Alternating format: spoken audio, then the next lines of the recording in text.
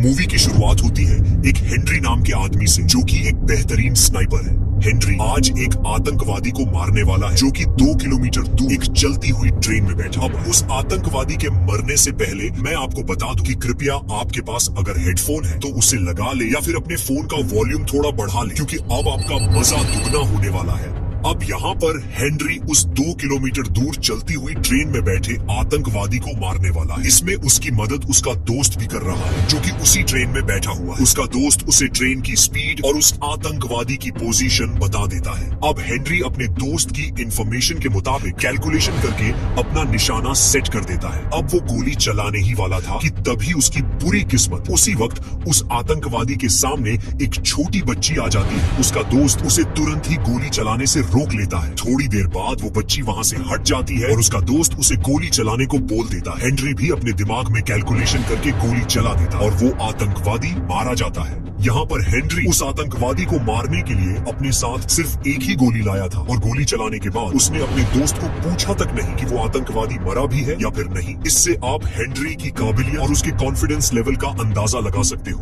अब हेनरी उसका last mission complete करके उसके घर पर पहुंच जाता है। हाँ, आप बिल्कुल सही सुन रहे हैं, ये हेनरी का आखिरी मिशन था। दरअसल हेनरी पिछले 30 सालों से एक डिफेंस एजेंसी में स्नाइपर काम कर रहा और उसने आज तक 70 से भी ज्यादा आतंकवादियों को अपनी स्नाइपर की मदद से मौत के घाट उतार दिया था। इसलिए वो अब रिटायरमेंट लेने वाला था। वो स्नाइपर गन उसे उसके एजेंसी वालों ने दी, इसलिए वो अब उसे उस एजेंसी वालों को ही वापस रिटर्न कर देता है। अब अगले दिन हेनरी अपने घर पर कुछ काम कर रहा था, तभी थोड़ी देर बाद अचानक से उसके फोन पर एक इमरजेंसी अलार्म बजने लगता है। दरअसल हेनरी ने अपने घर के आसपास सेंसर वाले कैमरास लगा रखे हैं, इसलिए उसके घर के आसपास कोई भी इंसान आता है तब उसके फोन में ये इमरजेंसी अलार्म बजने लगता है।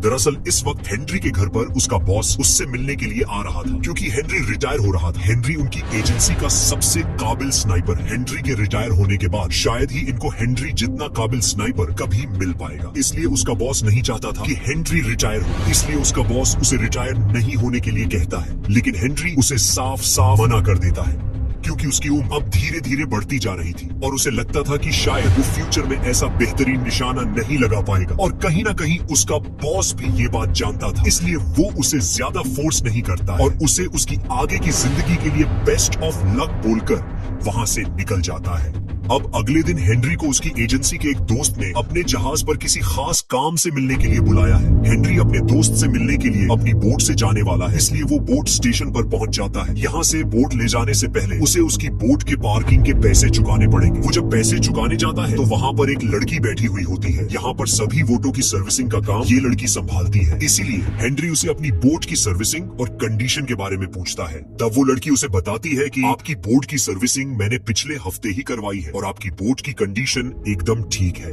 अब हेनरी उस लड़की को पैसे देकर वहाँ से निकल जाता है। थोड़ी देर में वो अपने दोस्त के जहाज पर पहुँच जाता है। वहाँ उसका दोस्त उसे कुछ ऐसा बताता है जिसे सुनकर हेनरी के पैरों तले जमीन खिसक जाती है। उसका दोस्त उसे बताता है कि तुम्हारी जान खतरे में है, तुम्हें तुम्हारी एजेंसी वाले मारना चाहते हैं। हेनरी उसे मारने की वजह पूछता है, लेकिन उसके दोस्त को इसके बारे में कुछ पता नहीं होता। यहाँ पर हेनरी को अपने दोस्त पर भरोसा नहीं होता है, लेकिन फिर भी वो उसे थैंक यू बोलकर वहाँ से निकल जाता है। अब हेनरी वहाँ से जा ही रहा होता है कि तभी वो देखता है कि उसके बोर्ड का स्पीडोमीटर काम नहीं कर रहा, जबकि उसे उस लड़की ने बताया था कि उसकी बोर्ड की सर्विसिंग एक हफ्ते पहले ही हुई। वो जब चेक करता है तो उसे वहाँ से एक माइक्रोफोन मिलता है। ये कोई मामूली माइक्रोफोन नहीं, इसकी रेंज 200 मीटर तक है, मतलब कि इन दोनों की बातें कोई सुन रहा था। हेनरी उस माइक को लेकर सीधा उस लड़की के पास पहुंच जाता है। वो उसे माइक के बारे में पूछता है। पहले तो वो लड़की हेनरी के सामने अनजान बनने का नाटक करती है और ऐसा दिखाती है जैसे उसे इसके बारे में कुछ भी नहीं पता, लेकिन फिर हेनरी उसे अपनी बातों में फंसा देता है और उससे सारा सच उगलवा लेता है। दरअसल इस लड़की को हेनरी के एजेंसी वालों ने हेनरी पर नजर रखने के लिए रखा था और वो माइक्रोफोन भी उसी लड़की ने फिट किया था। वो बताती है कि तुम दोनों की बातें एजेंसी वाले सुन रहे थे। हेनरी उसे उस पर नजर रखने की वजह पूछता है, लेकिन उसे उसके बारे में कुछ पता नहीं होता है। हेनरी को लगता है कि वो लड़की झूठ बोल रही है, इसलिए हेनरी उसे शाम को बीच पर मिलने के लिए बुलाता। वो लड़की भी किसी तरह से उस पर नजर रखना चाहती थी, इसलिए वो भी हेनरी से मिलने के लिए तैयार हो जाती है। अब वो दोनों शाम को बीच पर मिलते हैं। वहाँ हेनरी उसे पूछता है कि एजेंसी वाले मुझे मारना क्यों चाहते हैं। वो बताती है कि मुझे सिर्फ तुम पर नजर रखने के लिए कहा गया है, मुझे नहीं पता कि वो लोग तुम्हें क्यों मारना चाहते हैं। हेनरी उसे उसकी वजह पता लगाने के लिए उससे मदद मांगता है, लेकिन वो उसे साफ साफ मना कर देती है क्योंकि उसे अभी भी हेनरी पर भरोसा नहीं था। अब वो दोनों वहाँ से अपने अपने घर चले जाते हैं। अब आधी रात को अचानक से हेनरी के घर पर कुछ लोग हमला कर देते हैं, लेकिन हेनरी को उस इमरजेंसी अलार्म की वजह से पहले ही पता चल जाता है और वो किसी तरह से अपने घर के दूसरे रास्ते से वहां से भाग जाता है। हेनरी को लगता है कि ये हमला जरूर उस लड़की ने करवाया, इसलिए वो सीधा भागकर उसके घर पर पहुंच जाता है। वहां पर उसे पता चलता है ये सब उस लड़की ने नहीं करवाया है। अब हेनरी इस शहर को छोड़कर भागना चाहता है, इसलिए वो उस लड़की से एक पावरफुल बोट की चाबी मांगता है। वो लड़की भी डरी हुई थी, इसलिए वो हेनरी को बोट की चाबी देने के लिए तैयार हो जाती है। वो जब बोट की चाबी लेने जाती है तो वहाँ पर एक आदमी उस पर हमला कर देता है। वो आदमी उनकी एजेंसी का ही था। लड़की उसे किसी तरह से चाकू से मार देती है। उस आदमी को देखकर उसे पता चल जाता है कि अब एजेंसी वाले उसे भी मारना चाहते हैं, इसलिए वो हेनरी की मदद करने के लिए तैयार हो जाती है। वो दोनों वहाँ से भागकर एक टापू पर पहुंच जाते हैं। हेनरी वहाँ पर अपने दोस्त को बुला लेता है जो कि दूसरे शहर में रहता था। वो दोनों कुछ दिन तक हेनरी के दोस्त के घर पर ही रुकने का डिसाइड करते हैं, लेकिन दूसरे दिन उसके दोस्त के घर पर भी एक स्नाइपर आ जाता है उन दोनों को मारने के लिए। तब थोड़ी देर के लिए वहाँ पर दिवाली वाला माहौल हो जाता। अब हेनरी उस स्नाइपर को मारने ही वाला था कि तभी वो कुछ ऐसा देखता है जिसे देखकर उसके पैरों तले जमीन खिसक जाती। वो उस स्नाइपर का चेहरा देखता है जो कि हूबहू उसी की तरह दिख रहा था जैसे कि वो उसका डुप्लीकेट हो। हेनरी उसे देखकर हैरान था, इसलिए वो उस पर गोली नहीं चला पाता है। अब वो स्नाइपर फिर से हेनरी के पीछे पड़ जाता है। यहाँ पर हैरानी की बात है कि वो स्नाइपर हेनरी से भी ज्यादा काबिल और तेज था। वो हेनरी को मारने ही वाला था कि तभी वहाँ पर पुलिस वाले आ जाते हैं। वो डुप्लीकेट पुलिस वालों को देखकर वहाँ से भाग जाता है और हेनरी को पुलिस वाले पकड़ लेते हैं।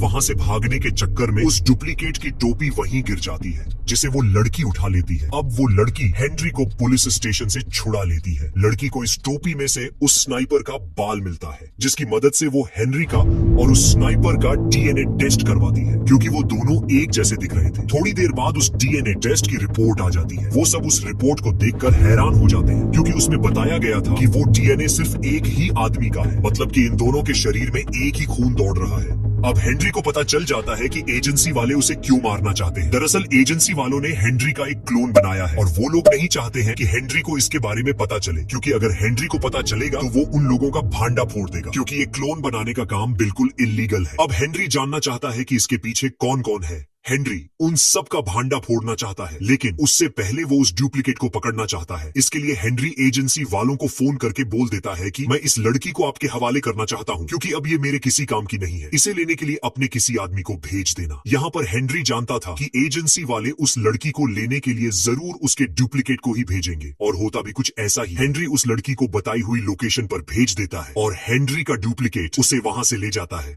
हेनरी का डुप्लीकेट उस लड़की को किसी अनजान जगह पर ले जाकर बांध देता है। तभी थोड़ी देर बाद हेनरी वहां आ जाता है। हेनरी उसे पूछता है कि तुम्हारे माता पिता कौन हैं और तुम बचपन में कैसे दिखते थे। तब उसकी बात सुनकर हेनरी का डुप्लीकेट सोच में पड़ जाता है। यहाँ पर वो हेनरी को देखकर हैरान था क्योंकि हेनरी हूबहू उसके जैसा दिख रहा था। अब थोड़ी देर बाद उन दोनों के बीच जबरदस्त लड़ाई हो जाती है। हेनरी उसे पकड़ ही चुका था कि तभी वो दोनों पानी में गिर जाते हैं और हेनरी का डुप्लीकेट वहां से भागने में कामयाब हो जाता है। वो वहां से कर सीधा एजेंसी में पहुंच जाता है। हेनरी की बताई हुई बातें अभी भी उसके दिमाग में घूम रही थी, इसलिए वो अपने मैनेजर को पूछने लगता है कि मैं कौन हूँ, मेरा अस्तित्व क्या है, उस आदमी का चेहरा मेरे जैसा क्यों है। दरअसल वो इस मैनेजर को ही अपना पिता मानता था। वो उसे बोलता है ये बस एक इत्तेफाक है, तुम उन लोगों की बात पर ध्यान मत दो। दूसरी तरफ हेनरी उन लोगों का पर्दाफाश करने के लिए एजेंसी के एक रिटायर्ड साइंटिस्ट के पास जा रहा था, लेकिन वहां पर भी वो डुप्लीकेट आ जाता है।